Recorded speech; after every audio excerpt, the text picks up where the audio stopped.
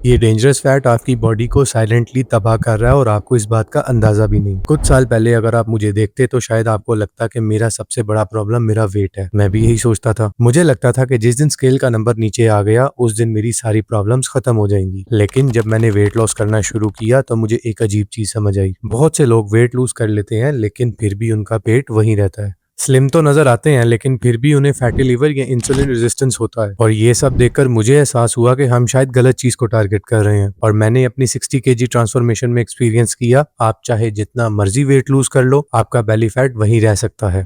क्योंकि जो फैट आप देख रहे हो असल प्रॉब्लम वो है ही नहीं। असल प्रॉब्लम है विसरल फैट, वो डेंजरस फैट जो आपकी स्किन के नीचे नहीं बल्कि आपके लिवर, पैंक्रियाज और इंटेस्टाइन्स पर है। इसी विसरल फैट को diabetes, fatty liver, insulin resistance और हार्ट डिजीज के साथ मुसलसल लिंक किया गया है। और अगर आप मुझे 150 केजी पर देखते तो मेरा फोकस भी सिर्फ वेट लॉस पर था। मुझे लगता था कि स्केल नीचे जा रहा है तो सब ठीक है, लेकिन बाद में मुझे समझ आया कि गेम सिर्फ वेट लॉस का नहीं बल्कि विसरल फैट का है। न्यू स्टडीज में कुछ ऐसे फूड सामने आए हैं जो विसरल फैट को 12 हफ्तों में अच्छा खासा रिड्यूस कर सकते हैं। और वीडियो के एंड पर मैं आपको बताऊंगा कि मेरी 60 केजी ट्रांसफॉर्मेशन में इनमें से कौन सी चीजें वाकई काम आई और कौन सी सिर्फ हाइप निकली। जब मैंने इस टॉपिक पर रिसर्च देखनी शुरू की तो मुझे एक बहुत इंटरेस्टिंग पैटर्न नजर आया, खास तौर पर चाइना और जापान जैसे कंट्रीज में। चाइनीज लोग इतने राइस खाने के बावजूद एवरेज इतना लीन क्यों रहते हैं? क्या उनके जेनेटिक्स अलग हैं या फिर उनकी कुछ डेली हैबिट्स विसरल फैट को टारगेट करती हैं? मैंने रिसर्च पेपर्स देखे और जो मुझे मिला उसने मेरी सोच बदल दी। सबसे पहली चीज जो मुझे बार बार रिसर्च में नजर आई वो थी कलरफुल वेजिटेबल्स। और यहाँ मैं सिर्फ सैलेड की बात नहीं कर रहा। ट्रेडिशनल चाइनीज मील्स में आपको प्लेट में सिर्फ राइस नहीं मिलते, राइस के साथ बहुत ज्यादा कलरफुल वेजिटेबल्स भी देखने को मिलती हैं। यानी मील का स्ट्रक्चर ऐसा है जहाँ कार्बोहाइड्रेट्स भी हैं,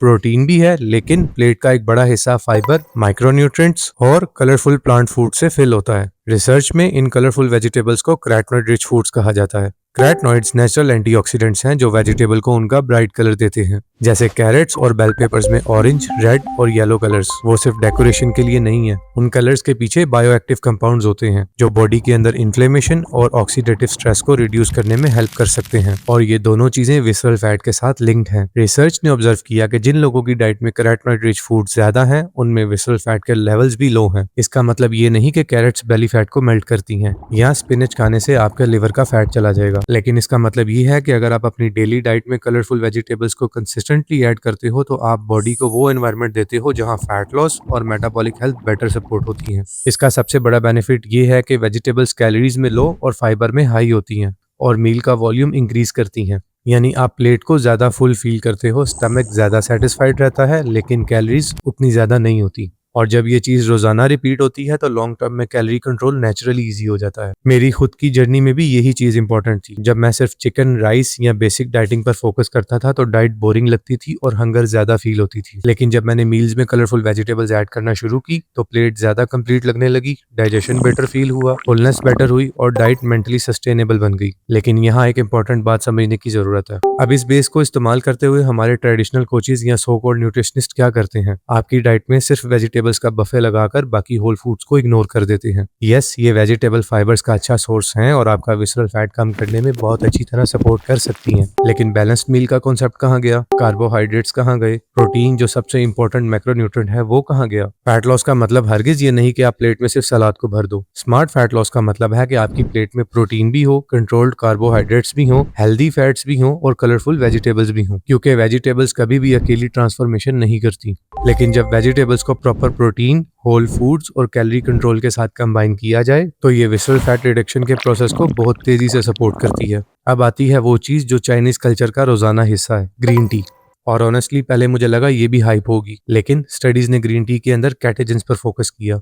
कैटेजिन्स और नेचुरल कैफीन मिलकर फैट ऑक्सीडेशन को इंक्रीज करते हैं। फैट ऑक्सीडेशन का सिंपल मतलब ये है कि बॉडी फ्यूल के लिए ज्यादा फैट को इस्तेमाल करेगी।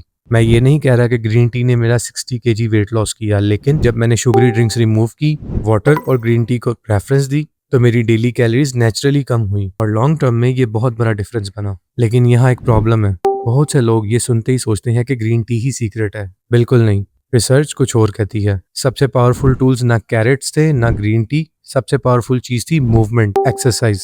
रिसर्च ने शो किया कि moderate intensity cardio visceral fat reduction के लिए सबसे इफेक्टिव टूल में से एक हो सकती है। यानी आपको मैराथन रनर बनने की जरूरत नहीं, सिर्फ वीक में 2 से 3 सेशन 45 मिनट्स के अच्छी इंप्रूवमेंट्स कर सकते हैं। Moderate fast walking, incline walking, cycling, swimming, ये सब काउंट करता है। और सबसे शॉकिंग बात, रिसर्चर्स ने ऑब्जर्व किया कि कुछ लोगों ने विसरल फैट लूज किया बिना स्केल पर ड्रामेटिक वेट लॉस देखे। यानी स्केल ज्यादा मूव नहीं हुआ लेकिन अंदर का डेंजरस फैट कम हो रहा था। इसलिए मैं हमेशा कहता हूँ कि सिर्फ स्केल को अपना जज मत बनाओ। स्केल आपको टोटल वेट बताता है, वो आपको ये नहीं बताता कि आपका विसरल फैट कितना कम हुआ। अब सवाल ये है कि मेरी 60 केजी ट्रांसफॉर्मेशन में इन सब चीजों का कितना रोल था। अगर मैं ऑनेस्टली जवाब दूं तो मेरा वेट लॉस किसी एक फूड से हुआ ही नहीं, ना किसी ग्रीन टी से और ना ही किसी सप्लीमेंट से। लेकिन जब मैं पीछे मुड़ के देखूं तो मुझे 3 कॉमन पैटर्न्स नजर आते हैं। पहला, होल फूड्स और कलरफुल वेजिटेबल्स।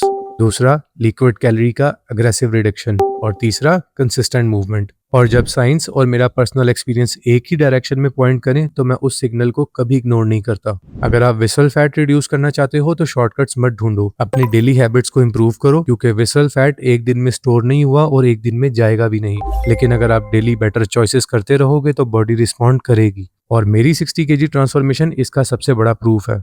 और शायद इसीलिए मेरी पूरी जर्नी का सबसे बड़ा लेसन वेट लॉस था ही नहीं। सबसे बड़ा लेसन ये था कि बॉडी को पनिश करने की बजाय उसको सपोर्ट करना सीखो। बेटर फूड चॉइसेस, ज्यादा मूवमेंट और कंसिस्टेंसी। और सच कहूं तो 60 केजी लूज करने के बाद मैं आज भी इन्हीं बेसिक प्रिंसिपल्स को फॉलो करता हूं। तो अगर आज आप बेली फैट के साथ स्ट्रगल कर रहे हो तो उम्मीद मत छोड़ो, क्योंकि मैं खुद इस जगह पे खड़ा रह चुका हूं। और अगर मैं वहां से निकल सकता हूं तो आप भी निकल सकते हो। बस फोकस स्केल पर नहीं, अपनी डेली हैबिट्स पर रखो। बाकी रिजल्ट्स वक्त के साथ खुद ब खुद आना शुरू हो जाएंगे।